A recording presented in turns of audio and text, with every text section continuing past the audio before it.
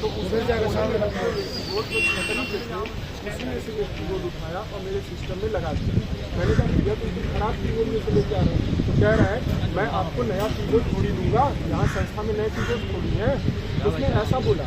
जबकि मैं सर पहले कखा गगा लिखने लगा, शिफ्ट के साथ हिंदी टाइपिंग में बहुत इंपॉर्टेंट रोल है। शिफ्ट के साथ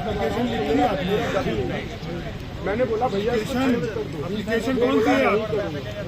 ये है सर, है ना पूरी बात। हाँ सर। अरे भाई सिखा कर लिखे दे दी।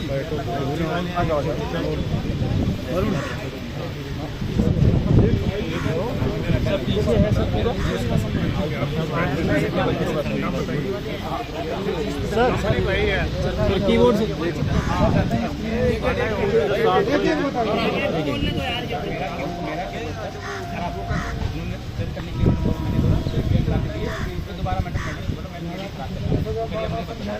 सर मैं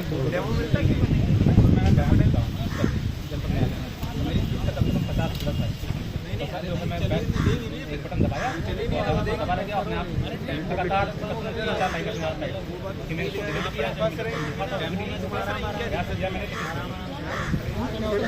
सर कीबोर्ड बहुत खराब है सर मैं बता